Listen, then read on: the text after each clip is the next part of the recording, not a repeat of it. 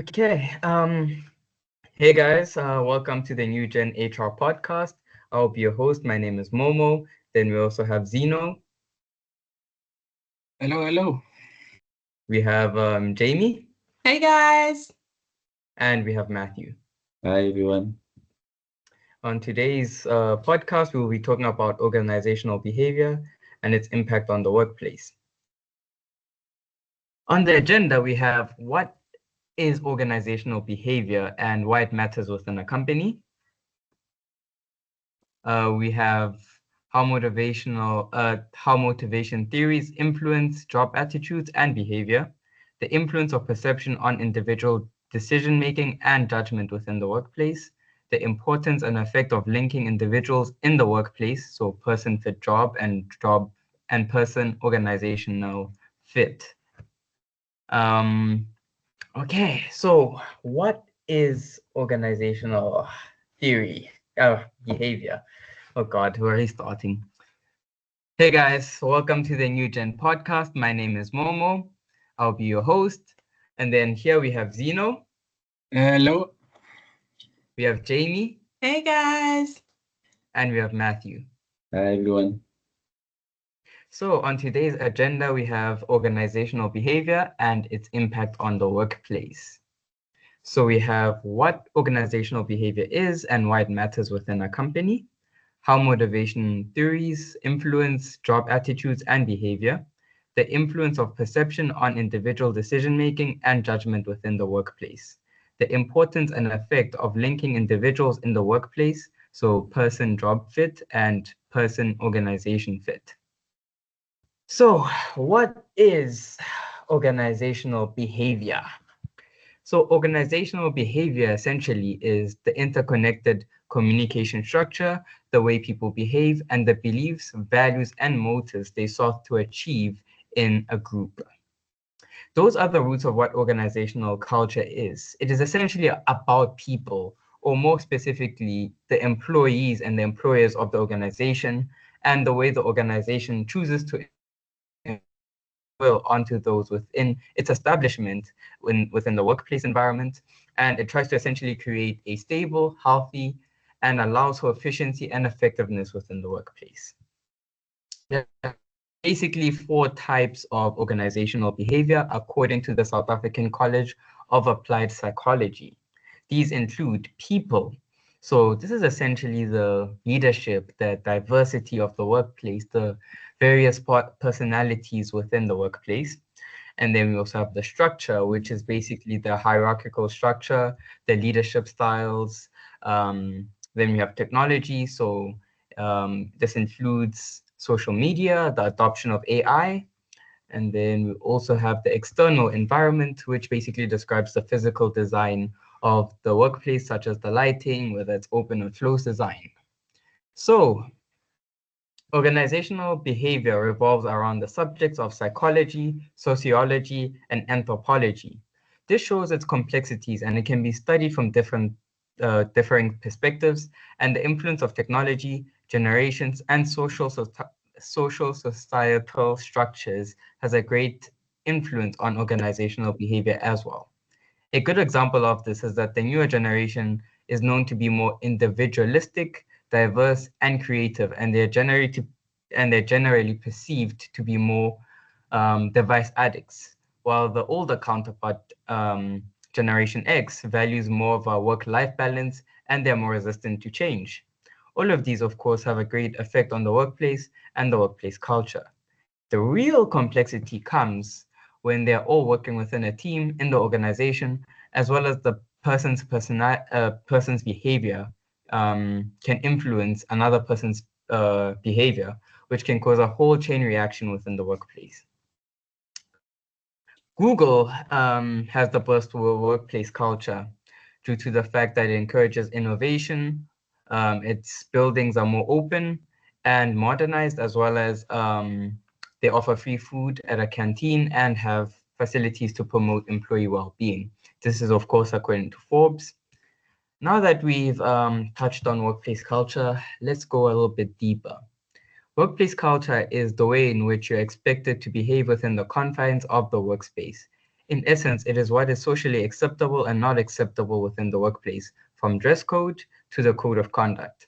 Elements of a good workplace culture includes high trust, good performance, resilience, good teamwork, integrity, innovation, and most importantly, psychological safety within the workspace.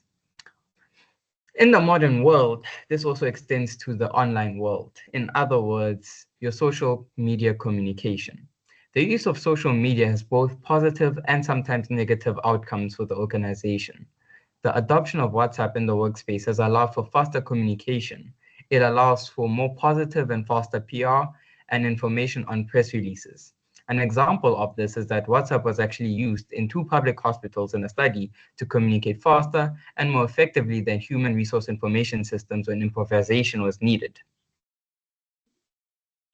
In the modern, the downsides of social media in the organization include, but are not limited to, ambiguous communication. The main issue here comes with the use of emojis. Emojis can be perceived in different ways, and in some cases, it can be perceived as unprofessional or rude. It is therefore in the best interest of the organization that they carry policies to mitigate this risk. Social media could also damage the company's reputation should an employee work in there post a negatively perceived video by the public. An example of this is a SANDF member who posted a viral video in her uniform and she takes it off in the video. So yeah, that caused a lot of public outrage. So companies need to be aware of that. And now I'll be handing over to my co-host to talk about motivational theories and how they influence job attitudes and behaviors. Thank you. Hello. So I will be talking about the motivation. So something that affects every business, every workplace, and every employee.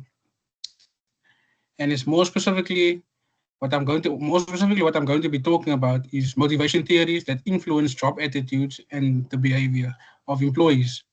So motivation theories help us understand why people behave the way they do at work. They explain what drives people to perform and what shapes their attitudes toward their job. When organizations understand what motivates the employees, they can create an environment that leads to greater job satisfaction, better performance, and a more positive workplace overall. So now I'll be talking about the theories. So firstly, I will begin with the Maslow hierarchy of needs. This theory suggests that people are motivated when their basic needs are met, starting from physical needs like food and safety, and moving up to things like self-esteem and personal growth in the workplace. This means that when employees feel safe, respected, and valued, they're more likely to show positive attitudes and be committed to their work. Even simple things like having a clean and hygienic workplace can have a big difference in how happy and motivated employees feel. Then we have Herzberg's two-factor theory. This theory is split into two parts, hygiene factors and motivators. Hygiene factors include things like salary, working conditions, and company policies, while not they don't necessarily motivate employees.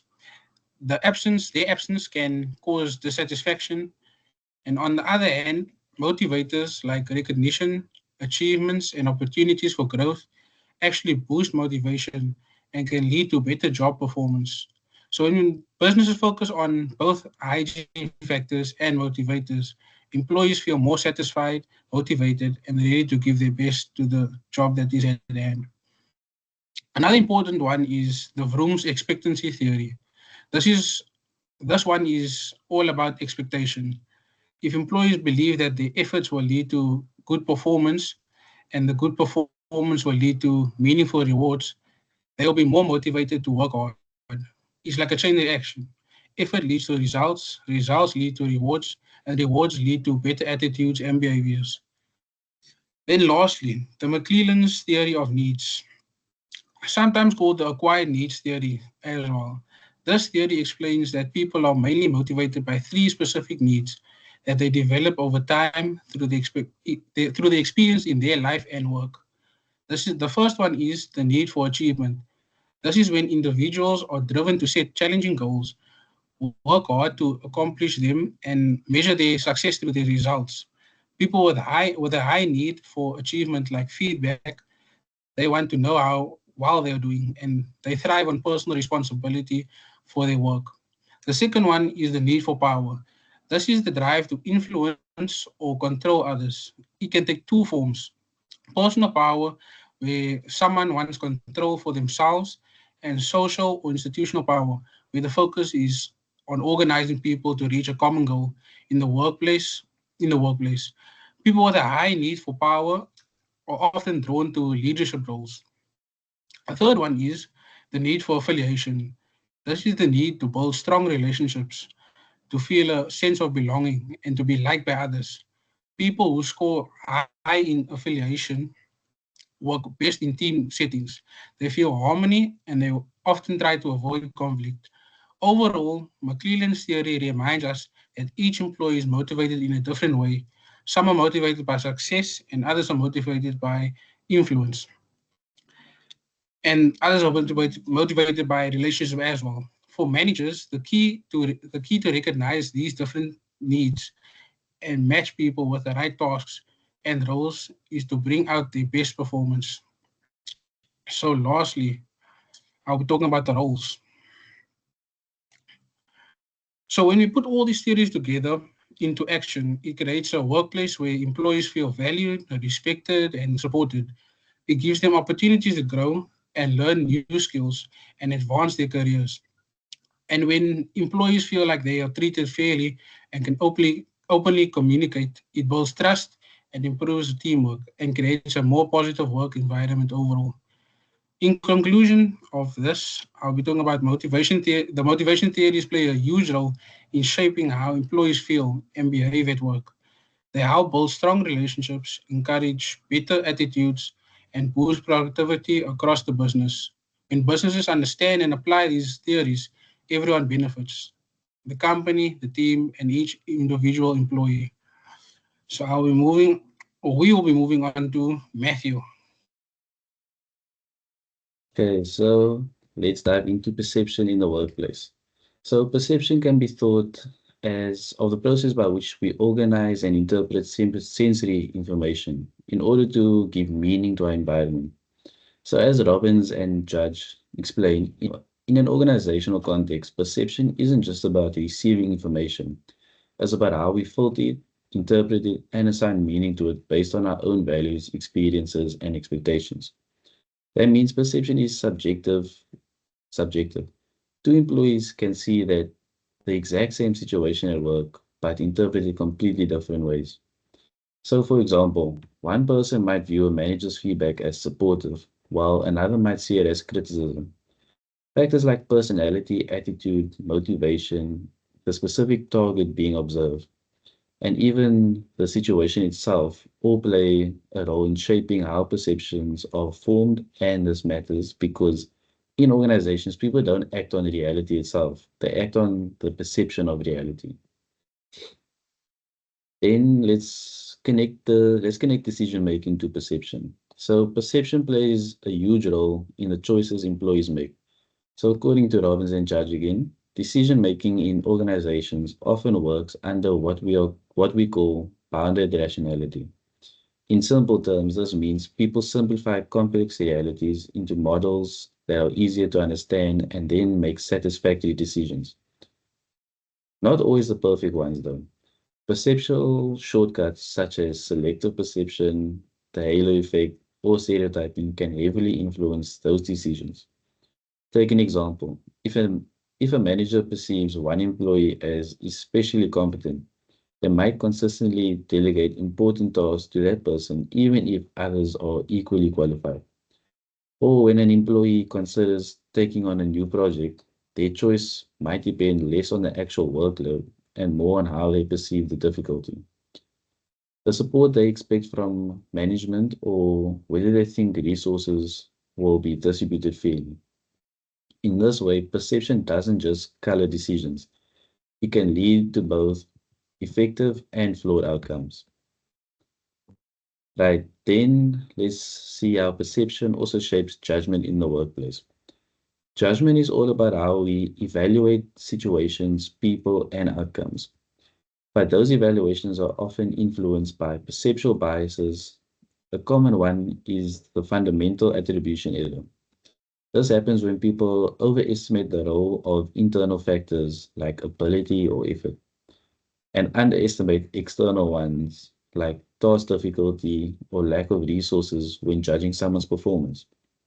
Another bias is the self-serving bias, where we attribute where we attribute our success to our own abilities, but blame our failures on outside factors. These biases have real consequences. They can distort performance appraisals, affect promotion decisions, and even damage team relationships. So, as Roberts and judges said, highlight such, wait, sorry, such distortions can undermine fairness and morale. The good news is that organizations can take steps into minimizing these perceptual errors, structured evaluation, criteria training, and receiving feedback, as well as encouraging diverse decision making. Teams can help reduce bias and improve the accuracy of workplace assessments. By becoming more aware of how perception influences our decisions and judgments, both leaders and employees can make better choices and build better and more effective workplaces. That'll be it from my side. I'll be handing over to Jayme now.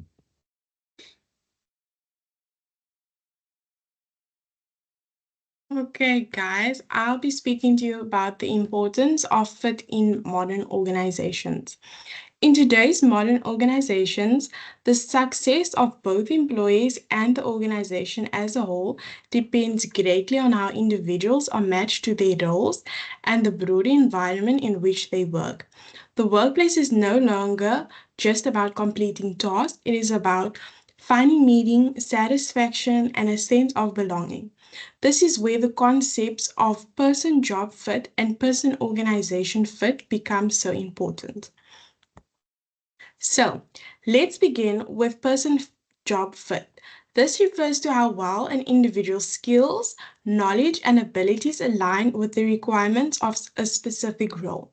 When employees are well matched to their jobs, they are more confident, less stressed, and more productive.